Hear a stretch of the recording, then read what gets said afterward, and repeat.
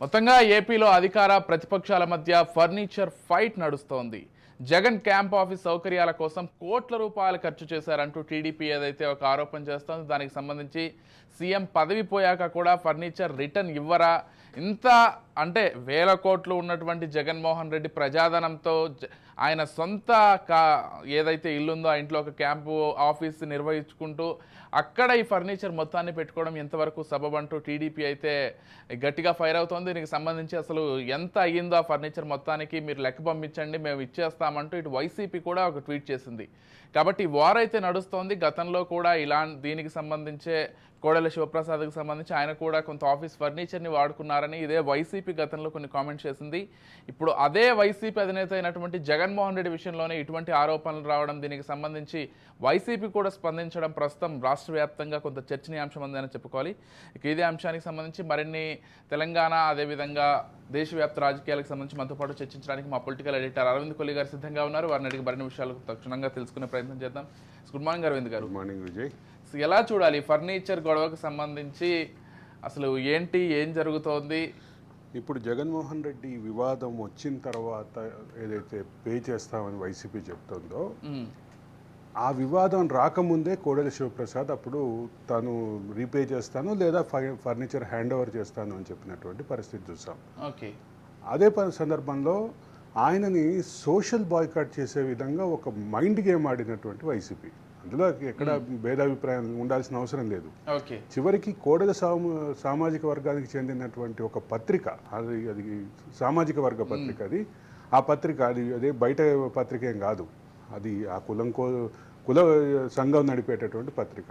ఆ పత్రికలో మనకి అవసరమా ఈ కోడెల అనే ఉద్దేశంతో ఎడిటోరియల్ రాసింది. ఒక 2 ఎడిషన్స్ పాటు వరుసగా కథనాలు రాసింది. అవి చూసి వీటన్నిటితోటి మనస్తాపానికి గురైనటువంటి కోడెల ఆత్మహత్య చేసుకునేటువంటి పరిస్థితి చూసాం. కోడెల మీద పడ్డటువంటి ఈ మచ్చకి సంబంధించినటువంటి విషయం, దీని బ్యాక్గ్రౌండ్లోకి వెళితే అసలు కోడెలకి సంబంధించినటువంటి ఫర్నిచర్ వివాదం ఏదైతే ఉందో, ఫర్నిచర్కి సంబంధించినటువంటి వివాదంలో ఆయనకు కొంత ఫర్నిచర్ ఉంది, అది వాడకుండానే పక్కన పెట్టారనే అంశం ఒక పక్కన ఉంటే, ఇంకో పక్క ఆయన కార్యాలయం కోసం వాడేటటువంటి ఫర్నిచర్ని శాసనసభ సచివాలయం నుంచి ఆర్డర్ ఇచ్చి తెప్పించారు, విదేశాల నుంచి తెప్పించారు అనేది ప్రధాన వివాదం. ఈ మొత్తంలో ఆయన వాడే ఫర్నిచరు అంటే ఒకటి గుర్తుపెట్టుకోవాలి, కొత్త శాసనసభ స్పీకర్ వచ్చే వరకు శాసనసభ స్పీకర్గా పోటీ చేసినటువంటి వ్యక్తి ఒకవేళ ఎన్నికల్లో ఓడిపోయినా కానీ అదే శాసనసభ స్పీకర్గా ఇప్పుడు శాసనసభ స్పీకర్ ఎవరుంటే తమ్మినేని సీతారామన్ చెప్పాలి. అంతే కదా, ఎందుకంటే కొత్త శాసనసభకు ఒక ప్రత్యేకమైనటువంటి ఇది ఉంటుంది. అంటే శాసనసభ రద్దయినా శాసనసభ స్పీకర్ పదవి కాలం కొనసాగుతుంది.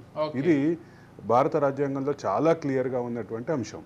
దాంతోపాటు పార్లమెంటరీ ప్రాక్టీసెస్లో కూడా పార్లమెంటరీ ప్రాక్టీసెస్కి భగవద్గీతగా భావించే, ఖురాన్గా భావించే, బైబిల్గా భావించేటటువంటి కౌలన్ షక్దర్ పుస్తకంలో కూడా ప్రిసైడింగ్ ఆఫీసర్కి ఉన్నటువంటి అంటే సభ డిజాల్వ్ అయినా కానీ ప్రిసైడింగ్ ఆఫీసర్ పదవి కొనసాగుతుంది అనేటటువంటి అంశం ప్రాథమికమైనటువంటి అంశం. ఇది నేను చెప్పినటువంటి రాజ్యాంగంలో ఉంది, అదే సందర్భంలో కౌలన్ షక్దర్ పుస్తకంలో ఉంది. ఈ మొత్తంలో చూస్తే ప్రిసైడింగ్ ఆఫీసర్ అనేవాళ్ళు కంటిన్యూ, ప్రిసైడింగ్ ఆఫీసర్గా ఉన్న ఆయన కొత్త ప్రిసైడింగ్ ఆఫీసర్ వచ్చారు, కొత్త స్పీకర్ వచ్చే వరకు పదవిలో కొనసాగుతున్నటువంటి పరిస్థితిలో కార్యాలయం అయితే కొనసాగుతుంది కదా. ఇటువంటి ప్రాథమికమైనటువంటి అంశం కూడా పరిగణలోకి తీసుకోకుండా గతంలో వైసీపీ చాలా ప్రచారం చేసింది.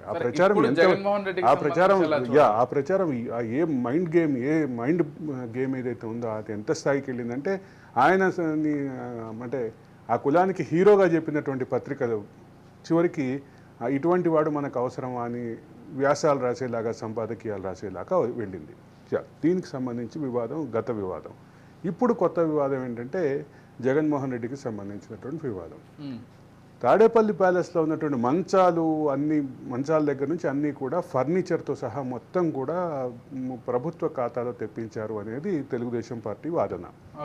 దీనికి సంబంధించినటువంటి అంశంలో నిజంగానే ముఖ్యమంత్రి నివాసానికి సంబంధించినటువంటి నిజమైన ఫర్నిచర్ కూడా తెప్పించారా అనేటటువంటి అంశం ఒకసారి ప్రాథమికంగా తీసుకుంటే, అసలు చర్చ ఇప్పుడు మేము డబ్బులు ఇచ్చేస్తామని, కానీ ఈ ముఖ్యమంత్రి కార్యాలయం, ముఖ్యమంత్రి నివాసాల్లో సకల సౌకర్యాలు కల్పించే బాధ్యత ప్రోటోకాల్ డిపార్ట్మెంట్ది. అందులో అనుమానం లేదు. జిఐడి వాళ్ళు దాన్ని నిర్వహిస్తారు, దాన్ని ఎక్కడా వివాదం లేదు. అదే సందర్భంలో అంటే అయిపోగానే వెంటనే ఈ వివాదం ఎందుకు, మేము బిల్స్ ఇవ్వడానికి రెడీగా ఉన్నాం కదా, బిల్స్ ఇవ్వడానికి రెడీగా ఉన్నాం అని చెప్పి లేఖ సబ్మిట్ చేస్తున్నాం కదా అని చెప్పి నేను ఒక లేఖ రిలీజ్ చేశాను. ఈ మొత్తం వివాదంలో ఇది ఇట్లా ఉంటే ఇంకొక అంశం వస్తుంది. జగన్మోహన్ రెడ్డి ఇంటి ముందు వేసినటువంటి డబుల్ లేన్ రోడ్డు, ఆ డబుల్ లేన్ రోడ్డుని పూర్తిగా ప్రైవేటు ప్రాపర్టీగా, అది ప్రభుత్వం వేసినటువంటి రోడ్డు అయితే దాన్ని పూర్తిగా ప్రైవేటు ప్రాపర్టీగా మార్చారు అనేటటువంటిది వివాదం. ఈ ప్రైవేటు ప్రాపర్టీగా మార్చడానికి జగన్ ప్రైవేటు రక్షణ సిబ్బంది అక్కడ పూర్తిగా బారికేడ్లు కట్టేసి ఎవరిని లోపలికి వెళ్ళనివ్వట్లేదు, పూర్తిగా అడ్డంకులు పెట్టేసి ఎవరిని లోపలికి వెళ్ళనివ్వట్లేదు. ప్రభుత్వ ధనంతో వేసినటువంటి రోడ్డుని ఏంటి వ్యక్తిగత ముఖ్యమంత్రిగా ఉన్నప్పుడు ఆయన ముఖ్యమంత్రి బాధ్యతల నిర్వహణలో భాగంగా, సెక్యూరిటీ నిర్వహణలో భాగంగా మిగతా కారణాలు రీత్యా ఈ రకమైనటువంటి సౌలభ్యం ఉంటుంది. ఇదే రకమైనటువంటి వివాదం తెలంగాణలో కూడా ఉంది. యాక్చువల్గా ఎర్రవల్లి ఫామ్ హౌస్ కోసం నిర్మించినటువంటి ప్రత్యేక రోడ్డుని కేసీఆర్ ప్రైవేట్ ప్రాపర్టీగా మార్చుకున్నారు. ప్రైవేట్ అంటే ఒక అడ్డంకుల్ని పెట్టేసి అక్కడి నుంచి లోపలికి ఎవరిని వెళ్ళనివ్వట్లేదు అనేది ప్రధాన వివాదం. ఇప్పుడు ఆంధ్రప్రదేశ్లో ఆ వివాదం మొదలైంది కాబట్టి తెలంగాణలో కూడా ఈ వివాదం కూడా 2-3 రోజుల్లో తెర మీదకి వచ్చేటువంటి అవకాశం ఖచ్చితంగా ఉంది. ఇక్కడ ఒకటి కీలకంగా గమనించాల్సింది ఏంటంటే ప్రభుత్వ ధనాన్ని వినియోగించుకునేటటువంటి క్రమం. నాకు ఒక చిన్న ఉదాహరణ గుర్తొస్తుంది. ఎన్టీ రామారావు ముఖ్యమంత్రిగా ఉన్నప్పుడు ఆయన ముందు రూమ్లో ఉండే సోఫాలు ఆయన ముఖ్యమంత్రిగా అయిపోయిన తర్వాత ఒక 20-25 రోజుల తర్వాత కనిపించలేదు. కనిపించినప్పుడు ఎందుకు ఏమైంది అని ఆరాధిస్తే అప్పుడు ఆయనకు అత్యంత సన్నిహితంగా ఉండేటటువంటి వ్యక్తి చెప్పింది ఏంటంటే ఇది ప్రభుత్వ ప్రోటోకాల్ డిపార్ట్మెంట్ వాళ్ళు తెచ్చారు, ప్రభుత్వ ప్రోటోకాల్ డిపార్ట్మెంట్కి వెంటనే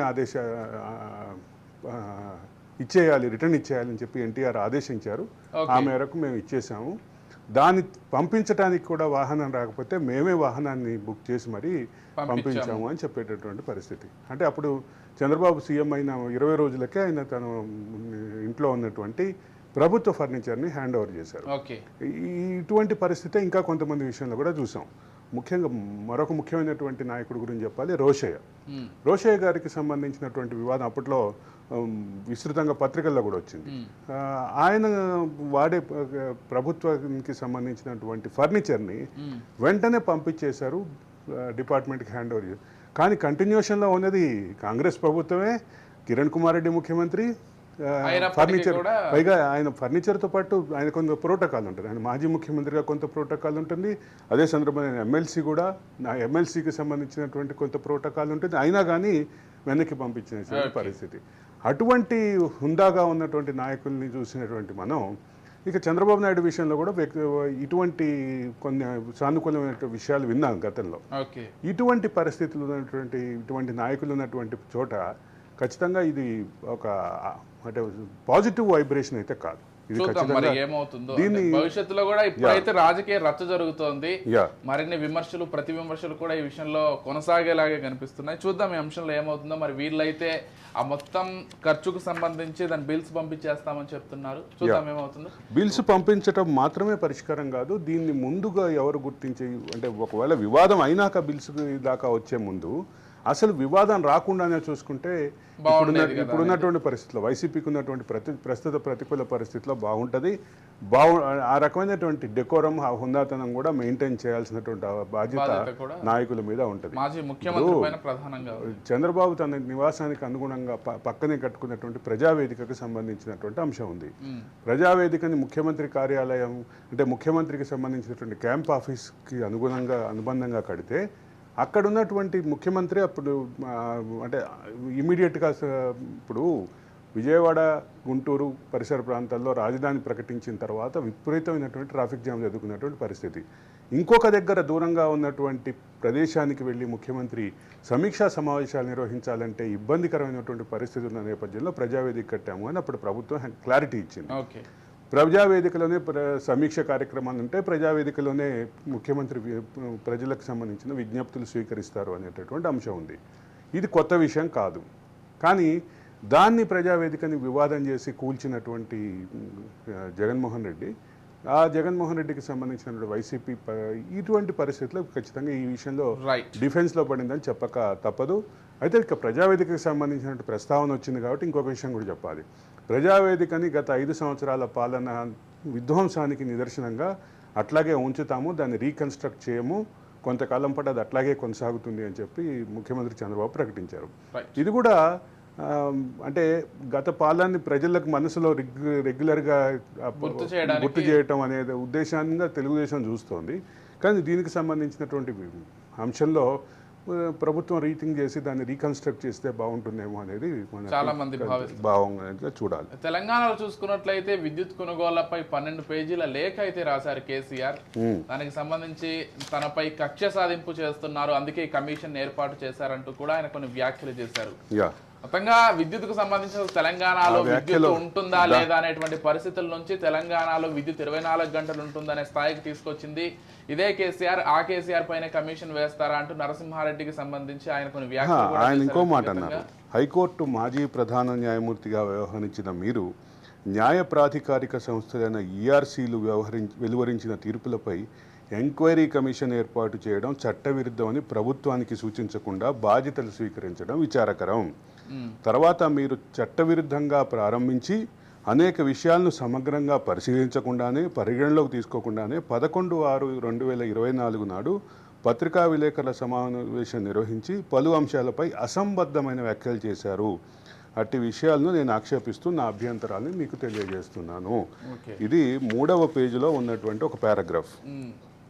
ఇక కొంత వివరణ ఇచ్చే క్రమంలో మేము ఛత్తీస్గఢ్ తోటి అంటే ఈ వివాదం ఏంటంటే 2 అంశాలు ఉన్నాయి.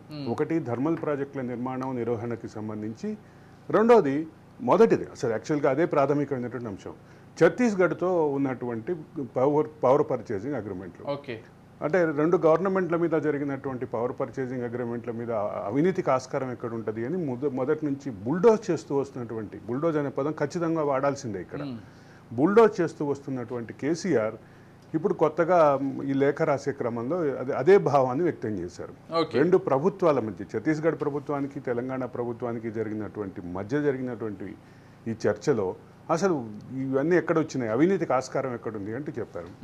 కానీ మధ్యలో ఇంటర్మీడియటరీ కొంత ఉంది, ఇంటర్మీడియటరీ పాత్ర కొంత ఉంది. ఆ ఇంటర్మీడియటరీ పాత్ర బయటికి రావాలి. ఆ పాత్రకి సంబంధించిన చెల్లింపులు 2 రాష్ట్రాలు చెల్లించిన చెల్లింపులు కూడా బయటికి రావాల్సినటువంటి అవసరం ఖచ్చితంగా ఉందని చెప్పాలి. ఇక ఆయన థర్మల్ ప్రాజెక్టుకి సంబంధించినటువంటి వివరాల్లో సబ్ క్రిటికల్, సూపర్ క్రిటికల్ అనేది ఒక కేటగరైజ్ చేసి, సబ్ క్రిటికల్ అనేది పాత టెక్నాలజీ, సూపర్ క్రిటికల్ అనేది ఇటీవల వచ్చిన టెక్నాలజీ అంటారు. అసలు ఒక విషయం, ప్రాథమికమైన విషయం ఏంటంటే ప్రపంచవ్యాప్తంగా థర్మల్ ప్రాజెక్టులకి వ్యతిరేకంగా థర్మల్ ప్రాజెక్టులని ఆపివేయాలి అనేటటువంటి ఆలోచనలో ఆ విషయంలో టెక్నాలజికల్ అప్గ్రేడ్ ఆపేశారు. ప్రపంచవ్యాప్తంగా టెక్నాలజికల్ అప్గ్రేడ్ ఆపేశారు. ఎందుకంటే ప్రపంచం అంటే భూమాత కాలుష్యానికి గురవుతోంది, దీనివలన ఎక్కువ కాలుష్యం వస్తుంది. అదే సందర్భంలో దీన్ని మరొక వైపు వాడాలి, థర్మల్ ప్రాజెక్టులని తగ్గించాలి అనేది ప్రాథమికమైనటువంటి అంశం. ఇది పర్యావరణవేత్తలు ఆలోచిస్తున్నారు, టెక్నికల్ మన థర్మల్ పవర్ ప్రొడ్యూస్ చేస్తున్నటువంటి కంపెనీలు ఆలోచిస్తున్నాయి, అందరూ ఆలోచిస్తున్నటువంటి నేపథ్యంలో ఈ సూపర్ క్రిటికల్ అనేటటువంటి కొత్త టెక్నాలజీ వచ్చింది. ఈ సూపర్ క్రిటికల్ టెక్నాలజీని మేమే వాడాం, ఒక అద్భుతమైనటువంటి ఇది చేశామని చెప్తున్నారు. ఏమవుతుంది భవిష్యత్తులో అనేది ఇప్పుడు ప్రధాన ప్రశ్న. సరే, రాశారు 12 పేజీల లేఖ. ఇప్పుడు ఇక్కడ ఇంకో విషయం గమనించాలి. సబ్ క్రిటికల్ పద్ధతిలో నిర్మాణం అయినటువంటి 90% థర్మల్ విద్యుత్ కేంద్రాలు ఉన్నాయి. మేము మాత్రమే కొత్త విద్యుత్ టెక్నాలజీతో, కొత్త థర్మల్ టెక్నాలజీతో చేశాము అని చెప్తున్నారు. ఇదంతా అసంబద్ధమైన వాదన అనేది ఖచ్చితంగా పరిగణలోకి తీసుకోవాల్సినటువంటి పరిస్థితి ఉంది. ఇక కరెంటు విషయంలో తెలంగాణ మొదటి నుంచి సంక్షోభంలో ఉంది. ఆ సంక్షోభాన్ని మేము బయటపడేసి ఒక సూపర్ సోనిక్ విమానంలాగా సూపర్ సోనిక్ స్పీడ్ తోటి వెళ్ళి మేము తెలంగాణని మిగులు విద్యుత్ రాష్ట్రంగా మార్చాము అని చెప్తున్నారు. మార్చాము అని చెప్తున్నటువంటి క్రమంలో ఇదే పరిస్థితుల్లో భూపాలపల్లి విద్యుత్ కేంద్రం ఎందుకు లేట్ అయిందో చెప్పరు, యాదాద్రి థర్మల్ విద్యుత్ కేంద్రం ఎందుకు లేట్ అయిందో చెప్పరు, భద్రాద్రి విద్యుత్ కేంద్రం ఎక్స్పాన్షన్ ఎందుకు లేట్ అయిందో చెప్పరు. వీటన్నిటికీ సమాధానాలు చెప్పకుండా ఈ 12 పేజీల లేఖలో నేను రావాల్సినటువంటి అవసరం లేదు, నేను రావాల్సినటువంటి వచ్చినా నేను ఇంతకంటే చెప్పేదేం ఉండదు అనేటటువంటి కంక్లూజన్ తోటి క్లోజ్ చేశారు. ఈ ఈ రకమైనటువంటి హైకోర్టు మళ్ళా ఇక్కడ కూడా హైకోర్టు ప్రధాన న్యాయమూర్తిగా పనిచేసి రిటైర్ అయినప్పటికీ మీ తీరు సహజ న్యాయ సూత్రాలకు విరుద్ధంగా ఉంది అని చెప్తున్నారు. విచారణ పూర్తి కాకముందే తీర్పు ప్రకటించినట్టుగా మీ మాటలు ఉన్నాయి. మీ విచారణలో నిష్పాక్షికత ఎంత మాత్రం కనిపించడం లేదు. అందువల్ల ఇప్పుడు నేను మీ ముందు హాజరై ఏం చెప్పినా ప్రయోజనం ఉండదు. నరసింహారెడ్డికి సంబంధించినటువంటి వ్యక్తిగత అంశంగానే ఆయన అంటే మీరు ఆల్రెడీ ప్రీ ఆక్యుపైడ్ మైండ్ తోటి ఉన్నారు, ప్రిజ్యూడిస్ అయి ఉన్నారు. కాబట్టి నేను అంటే మీరు ఈ విషయంలో ఆల్రెడీ ఒక కంక్లూజన్లో ఉన్నారు, నేను వచ్చి చెప్పినా ఉపయోగమే ఉండదు అని. అంటే రాజకీయ కక్షతోటే నన్ను మా ప్రభుత్వాన్ని అప్రతిష్ట పాలు చేయడానికి కాంగ్రెస్ ప్రభుత్వం విచారణ కమిషన్ ఏర్పడి ఇది సహజమైనటువంటి రాజకీయ విమర్శ. కానీ కరెంటు కోసం అంగలార్చిన తెలంగాణలో అప్పటి మా ప్రభుత్వం గణనీయ మార్పు చూపించి అన్ని రంగాలకు 24 గంటల నాణ్యమైన కరెంట్ ఇచ్చిన సంగతి వాస్తవమే. ఇది ఎంతవరకు ఓకే. కానీ ఇక్కడ ఉన్నటువంటి అంశాల్లో ఆల్రెడీ థర్మల్ విద్యుత్ ప్రాజెక్టులు BHEL ఇచ్చిన టైం కంటే ఎక్కువ లేట్ అయింది. ఎందుకు? BHELకి అంటే ఇబ్బంది ఏంటి ఇక్కడ? BHEL నుంచి ఉందా, తెలంగాణ ప్రభుత్వం నుంచి ఉందా? రెండోది థర్మల్ ప్రాజెక్టులకు సంబంధించినటువంటి వేగం ఎందుకు ఆగింది? ఇప్పుడు మీరు చెప్పిన సూపర్ సోనిక్ సొల్యూషన్ థర్మల్ ప్రాజెక్టుల విషయంలో ఎందుకు లేదు? థర్మల్ ప్రాజెక్టులకు సంబంధించిన టెక్నాలజికల్ అప్గ్రేడేషను, థర్మల్ ప్రాజెక్టులకు సంబంధించినటువంటి సూపర్ క్రిటికల్ అని మీరు చెప్తున్నటువంటి ఆ సెగ్మెంట్లో ప్రపంచవ్యాప్తంగా రీసెర్చ్ అండ్ డెవలప్మెంట్ ఆపేసినటువంటి విషయం, అంటే ఆ స్పీడ్ని తగ్గించిన విషయం వాస్తవమా కాదా? ఇవన్నీ బయటికి రావాలి కదా. దీని గురించే కదా కమిషన్ ఏర్పాటు చేసింది. రెండో పక్క పవర్ పర్చేజ్ అగ్రిమెంట్లో జరిగినటువంటి ఇంటర్మీడియటరీ పాత్ర ఏంటి? దీనికోసమే కదా కమిషన్ ఏర్పాటు చేసింది. ఈ మొత్తం సబ్జెక్టులో ఎక్కడ ఆగాం? మళ్ళీ మొదటికి వస్తుంది. ఇక్కడ రాజకీయపరమైనటువంటి ఉద్దేశాల్ని జస్టిస్ నరసింహారెడ్డికి అప్పగించటం, అంటగట్టడం, అదే సందర్భంలో నరసింహారెడ్డి ప్రిజ్యూడిస్ ఉన్నారనే కంక్లూజన్ ఇచ్చి నేను రావాల్సిన అవసరం లేదు అంటే ఆయన చెప్తున్న మాట కూడా ఏంటి? మీ విచారణలో నిష్పాక్షికత ఎంత మాత్రం కనిపించడం లేదు, అప్పుడు అందువల్ల ఇప్పుడు మీ ముందు హాజరైన ఏం చెప్పినా ప్రయోజనం ఉండదని ఆయన డిసైడ్ అయిపోయారో లేదో కానీ ఈయనైతే డిసైడ్ అయ్యారు. దీనికి సంబంధించి నేనేం చెప్పినా కంక్లూజన్ ఒకటే వస్తుందని డిసైడ్ అయినట్టు. చూద్దాం ఏమవుతుందో. ఖచ్చితంగా విచారణకు అయితే పిలుస్తారని మాత్రం అర్థం అవుతుంది. విచారణలో మరిన్ని విషయాలు కూడా వెలుగు చూడాల్సింది. పోలవరానికి సంబంధించి ఆంధ్రప్రదేశ్ లో పోలవరం ప్రాజెక్టు కొన్ని దశాబ్దాల నుంచి ఎంత నత్తనడకం సాగుతుందో మనం చూస్తున్నాం. ప్రతి ప్రభుత్వం ఏదో ఒక కారణం చెప్పి 5 ఏళ్ల టర్మ్ అయితే కంప్లీట్ చేసుకుంటుంది, కానీ పోలవరం మాత్రం కంప్లీట్ అవ్వట్లేదు. విజయ్, ఒక చిన్న క్వశ్చన్. పోలవరం గురించి మొదట ఆలోచించింది ఎవరో తెలుసా? చెప్పండి. Sir order cotton. ఓకే.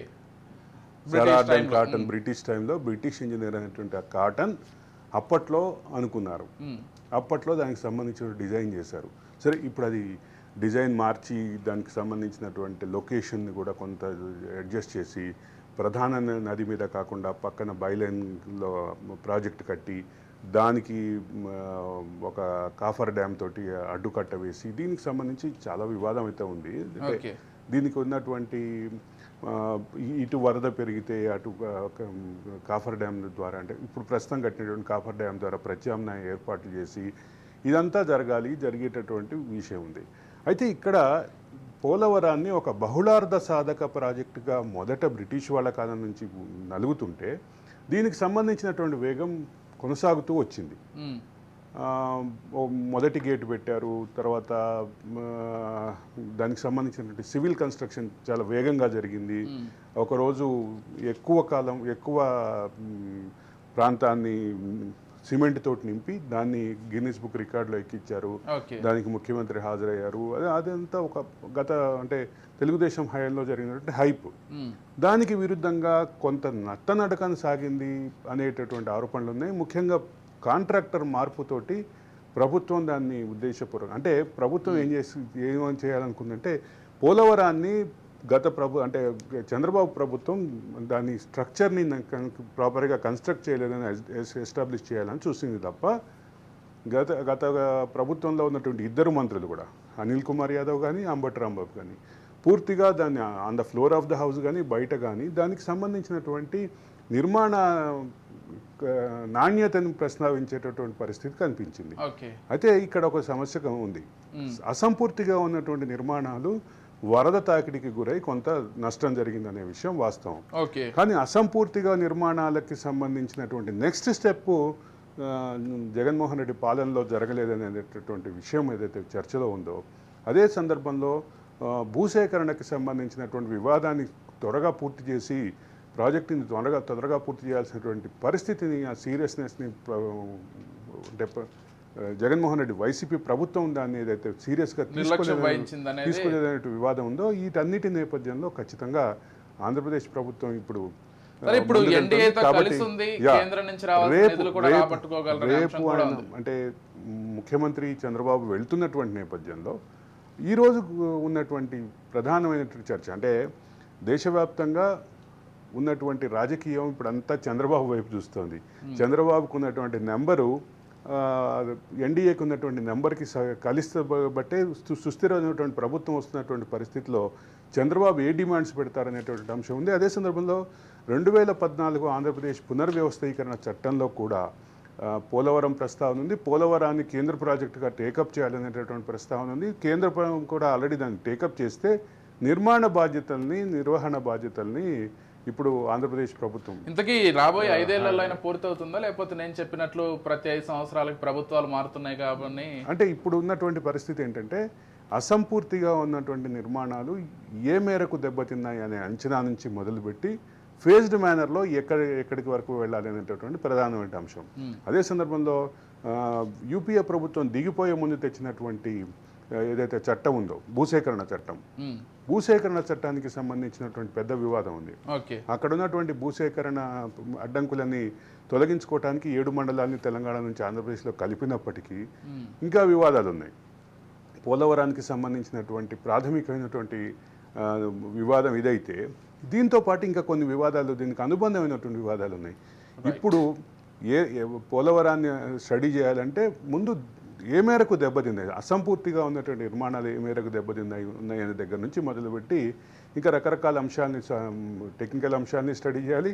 అదే సందర్భంలో కాంట్రాక్టర్ చేస్తున్నటువంటి పని విధానాన్ని, గత ప్రభుత్వంలో కాంట్రాక్టర్ మారారు కాబట్టి ఆ మారినటువంటి కాంట్రాక్టర్ చేస్తున్నటువంటి నిర్ణయాలు, వీటన్నిటినీ అంచనా వేయాలి. అంచనా అనేది ఇంకా రేపు ప్రాథమికమైనటువంటి అంశంగా మొదలవుతుంది కాబట్టి పర్యటన తర్వాత జరిగేటటువంటి టెక్నికల్ అనాలిసిస్, టెక్నికల్ అసెస్మెంట్, దాంతోపాటు పనుల పురోగతికి సంబంధించిన అంశం, వీటన్నిటిని పరిశీలించి ఒక కంక్లూజన్కి వచ్చే అవకాశం అయితే ఉందని చెప్పాలి. విజయ్, ఒక పక్క అటు పోలవరం నిర్మాణానికి సంబంధించి జరుగుతుంటే, ఇక్కడ ఆల్రెడీ నిర్మాణం అయిపోయినటువంటి మేడిగడ్డకి సంబంధించి కూడా ఆ బ్యారేజీ నిర్ణయం పూర్తిగా గత ప్రభుత్వ ముఖ్యులదే అంటూ ఒక వ్యాఖ్య వినిపిస్తోంది. తుమ్మిడిహెట్టి నుంచి ఎత్తిపోతల వరకే మేమంతా మొగ్గు చూపాం అంటూ జస్టిస్ పిసి ఘోష్ విచారణలో వెల్లడించారు. ఇప్పుడు తుమ్మిడిహెట్టి అనేది ప్రాణహిత మీద వచ్చేటటువంటి ప్రాజెక్టు.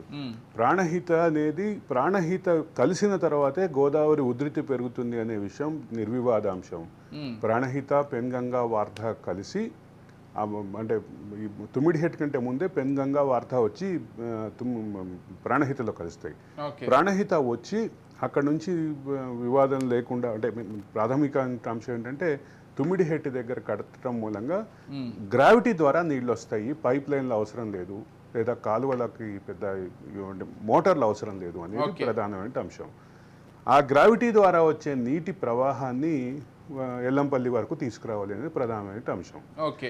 ఇది పోయి తర్వాత మేడిగడ్డలో ఒక బ్యారేజ్ కట్టి, మేడిగడ్డ బ్యారేజ్ నుంచి అన్నారంకి, సుందిళ్ళకి రివర్స్ పంపింగ్ ద్వారా తీసుకొచ్చి అక్కడి నుంచి రివర్స్ పంపింగ్ ద్వారా శ్రీపాద సాగర్, ఎల్లంపల్లికి తీసుకురావాలనేది మారిన రీడిజైనింగ్లో జరిగింది.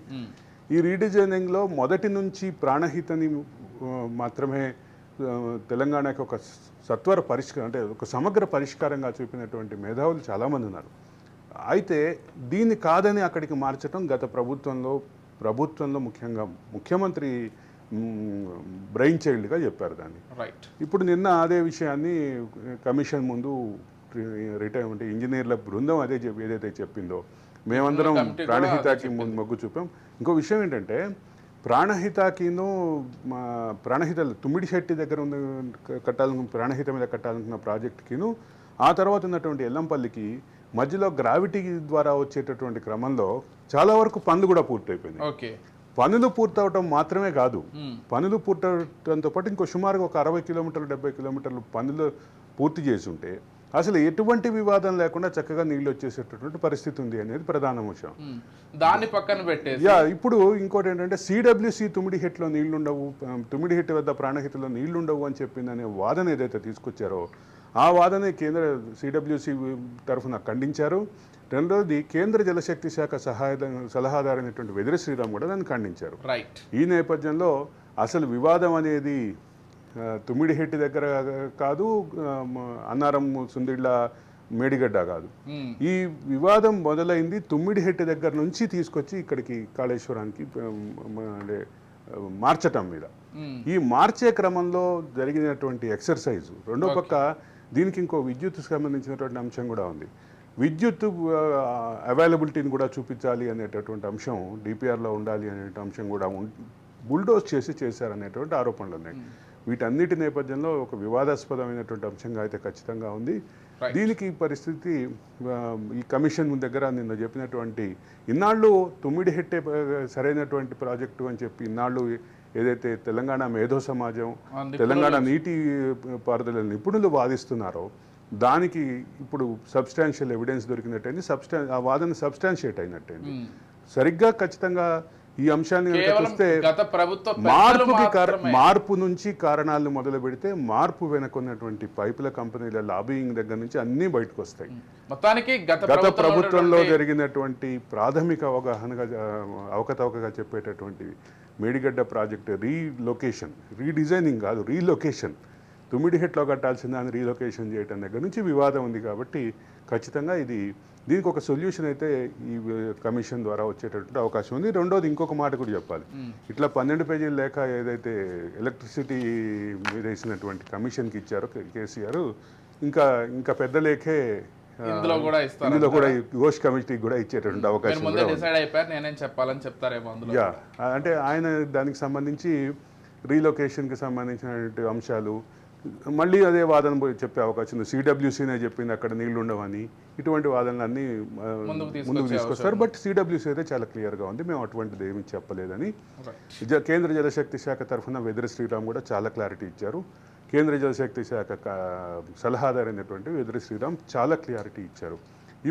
ఇప్పుడు సమస్య ఏంటంటే ఈ రీలొకేషన్ కారణం ఏంటి, రీడిజైనింగ్కి కారణం ఏంటి, దీని వెనక ఉన్న పైపుల కంపెనీలు అంటే ఇంకా మొత్తం చాలా లోతైన విచారం జరగాలండి. మీరు అన్నట్లుగా పైపుల కంపెనీలకు సంబంధించి ఎవరికి లాభం చేకూర్చాలి, దీని వెనక ఉన్న పైపుల కంపెనీలు ఏంటి, పైపుల కంపెనీల వ్యవహారం ఏంటి అనేది కూడా ఖచ్చితంగా బయటకు వస్తాయి. పైపుల కంపెనీలకు సంబంధించిన చాలా విషయాలు బయటకు గతంలోనే జరిగింది ఆ చర్చ, ఇప్పుడు పూర్తి స్థాయిలో విచారణ జరగబోతుంది. ఎగ్జాక్ట్లీ. థ్యాంక్ యూ అరవింద్ గారు, థ్యాంక్ యూ సో మచ్ అండి. అన్ని అంశాలకు సంబంధించి చక్కటి విశ్లేషణ కార్యక్రమాన్ని అయితే అందించారు. రైట్, ఇక దీంతో పాటుగా ఈరోజు దేశవ్యాప్తంగా సివిల్స్ ప్రిలిమ్స్ ఎగ్జామ్ కూడా జరగబోతోంది. 1056 ఉద్యోగాలకు సంబంధించి దరఖాస్తు చేసుకున్నటువంటి 13 లక్షల మంది ఉదయం 9:30 నుంచి మధ్యాహ్నం అంటే ఉదయం 11:30 వరకు కూడా సివిల్స్ రాయనున్నారు. పేపర్ 1 పరీక్షకు సంబంధించి మధ్యాహ్నం 2:30 నుంచి 4:30 వరకు కూడా జరగబోతోంది. కాబట్టి వాళ్ళు కూడా పూర్తి స్థాయిలో ప్రిపేర్ అయి ఉన్నారు. ముందుగా ప్రిలిమ్స్, ఆ తర్వాత మెయిన్స్ జరగబోతున్నాయి. రైట్, ఇది వాళ్ళ special discussion. Keep watching Raj news.